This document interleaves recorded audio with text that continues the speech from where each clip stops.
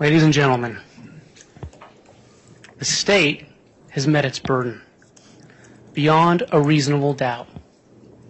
Reason and common sense. Reason and common sense. The evidence in this case is clear. The evidence in this case points to one common thread, and that thread is Lori Vallow. The defense says she's not a killer. She is a killer. Lori is the connection to the deaths. What connection did Chad Daybell have to Charles Vallow? Lori. Why did we talk about Charles Vallow? For the motive. The defense says the math doesn't add up. Well, the defense didn't give you all the numbers, and you know that. The defense gave you a choice of $400,000 to $500,000 a year versus Social Security. That's not all the numbers. Lori believed, and you've seen it through her text, she believed she was getting $1 million, not Social Security funds. She thought she was getting $1 million. The math adds up. And what you see in this case consistently, when Lori wants something, she finds a way to make it happen, and she will get rid of any obstacle. She wanted the $1 million from Charles. She learned her lesson. She learned her lesson when she didn't end up getting the money that she found out afterwards. So when she needed more money, she went after Tylee's money.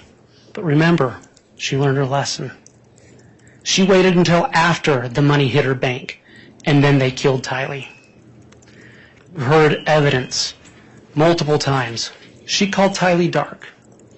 With JJ, she'd learned her lesson. She waited until after the money hit her bank, and then they killed JJ.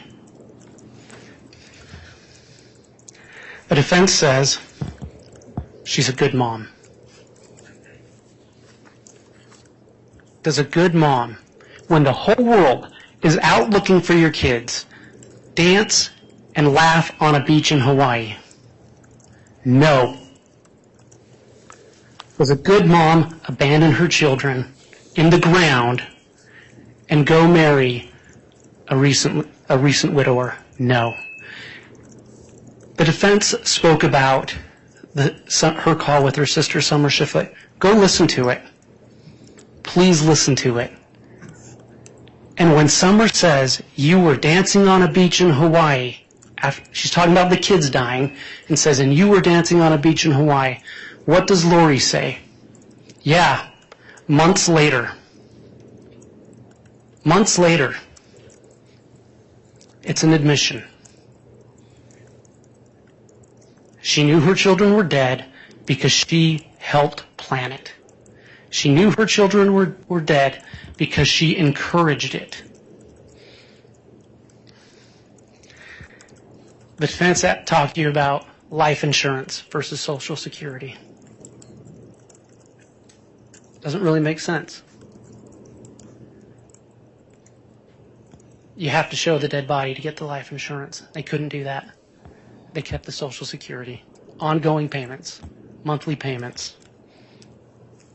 The defense brought up, why would she put her son in school and get a nanny?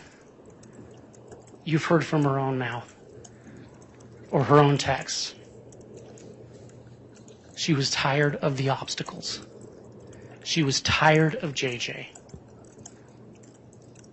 She didn't want to deal with him, so she found someone else who could until they buried him in the ground.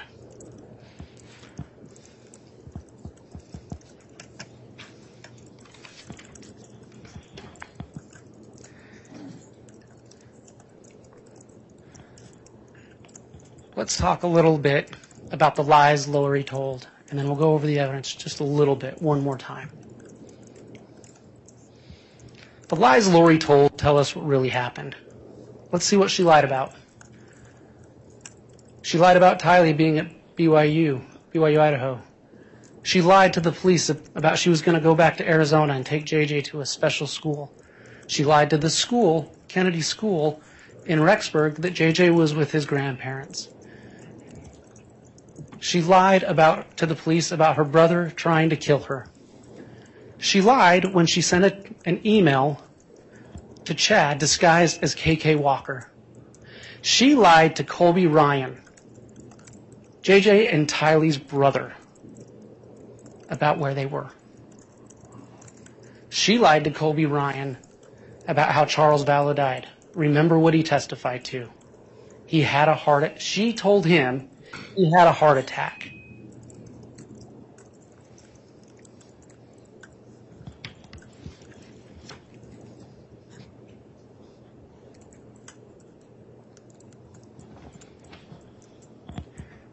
She lied to Melanie Gibb. She told Melanie Gibb that JJ was with Kay Woodcock. She told Zulema that JJ was with Kay Woodcock. She lied to the nanny. She said that JJ had gone with his grandparents. She lied to the police about how well she knew Chad. Called him her brother's friend, not her husband. They were married at that point. She lied to the police about JJ being with Melanie. Remember the last thing that Summer testified to you, her own sister, when she was asked if Lori had been honest with her about the kids. And her response was that Lori had lied. Lori lied to cover her crimes. Repeatedly. Again, does a good mom jet off to Hawaii when the rest of the world is looking for her kids? She knew where her children were.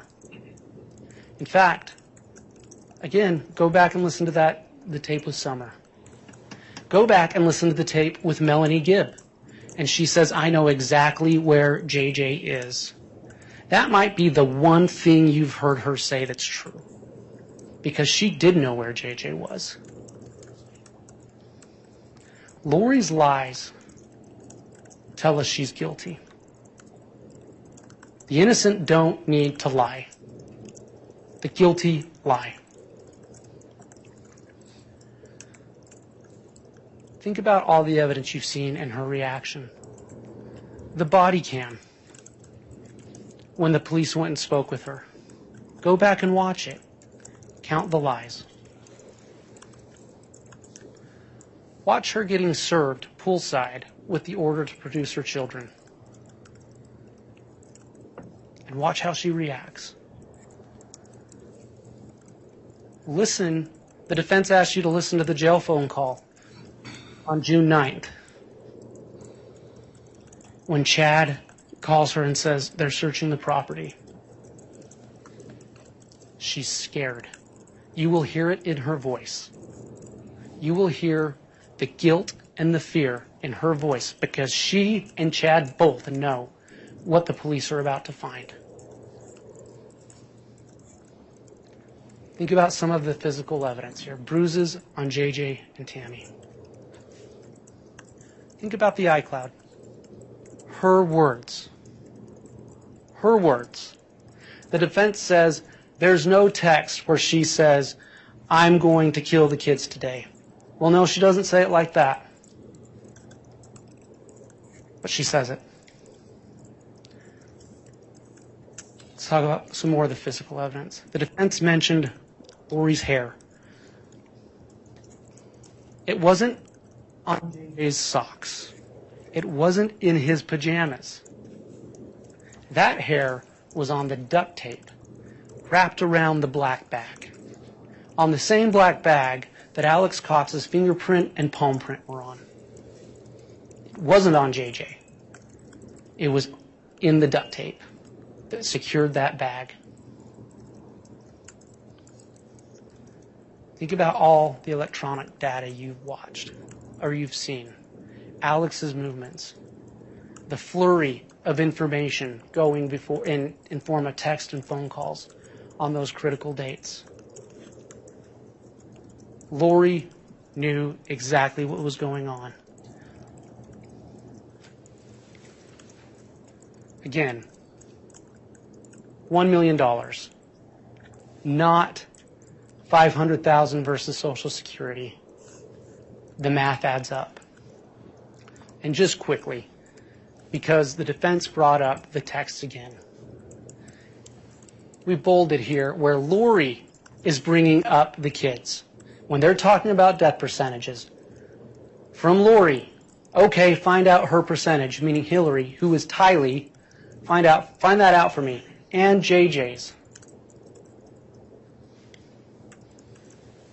They mentioned the storm text, but they didn't tell you all the text. What does Chad say?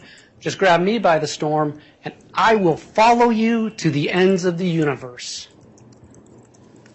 Not you will follow me, Lori. I will follow you. Don't let Lori pin this all on one other person. She was 100% involved in this, and all the evidence points to that. When she's talking to Melanie Boudreau, telling her, you can't go at all. This is the 2 days before Charles Vallow is shot. And she says to Melanie Boudreau, you can't leave.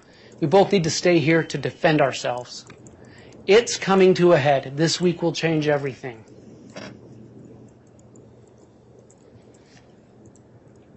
And then they killed Charles. Again, when Chad Daybell is texting her about JJ going into the light, we all know what that means. He doesn't have to say die. We all know what going into the light means. And again, what does she say? She doesn't say, let's not kill kids. She says, that is sweet. Again, here's Lori. I need you to check JJ. Check Tylee. She is encouraging. She is aiding. She's part of the plan. Again, Lori's own words. Hold her words against her. See if she got switched. Need you to check JJ. Think about all the times she says she has no more patience. And again, this text, one more time, from Chad. I got the inspiration to go back to my original death percentages that helped us track Charles. And we know what happened to Charles. He's dead. Not fantasy dead, not weird religion dead. He is dead, 2 bullets in the chest. Tammy is close. And how does she respond? What about JJ?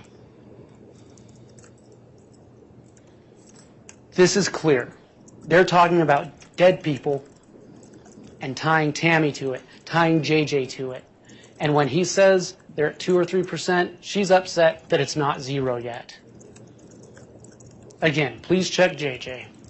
Is he at 0 yet? The defense says there's no text about killing the kids. Do you think there is a perfectly orchestrated plan to take the children, and I should be doing something to help? Remember the text about Nathan Pachenko, who you heard was a singer.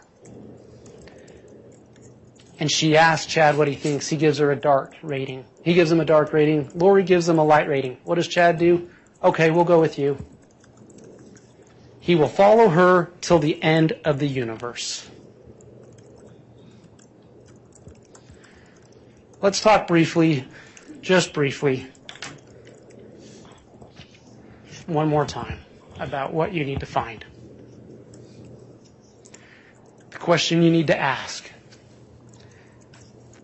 Lori agree with Chad and Alex to commit the crime of first-degree murder against Tylee? Yes, she did. There's no question. And did she and grand theft? Yes, the math is there. Did she intend for these children to die? Yes. What mother, if she didn't intend for her children to die, doesn't go report that she's missing or dead? It makes no sense to say that she's a good mom when she's not reporting the death of her children or that her children are missing. She intended the death. We've gone through the overt acts. We've met them in spades. You have the evidence. You must convict her.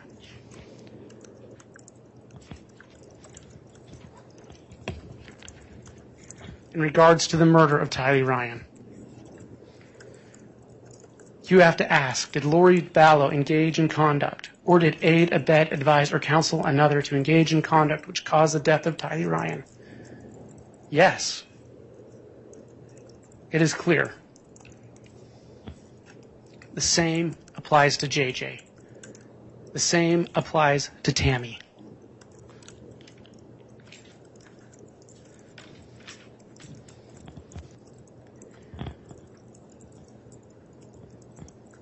As the defense spoke, it reminded me of some of Zulema Pastena's testimony. When Lori would tell her friends that nothing she did in this life counted for her, she could do whatever she wanted. Nothing in this life counted for her. And she made a little motion she did. She'd go, doesn't count for me. Make it count for her. Make it count for Lori Vallow that Tylee Ryan was burnt, mutilated, buried in a bucket next to a dog and cat. That Tylee Ryan will never get to go to college, will never get to fully grow up. Make it count for Lori Vallow that JJ, a boy with special needs, had a plastic bag placed over his head and had to fight for his life. Make that count for her. And make it count for Lori that Tammy Daybell had to die so that Lori could get to that money, so that Lori could get to Chad Daybell. And make it count for her that she stole. Again, reason and common sense.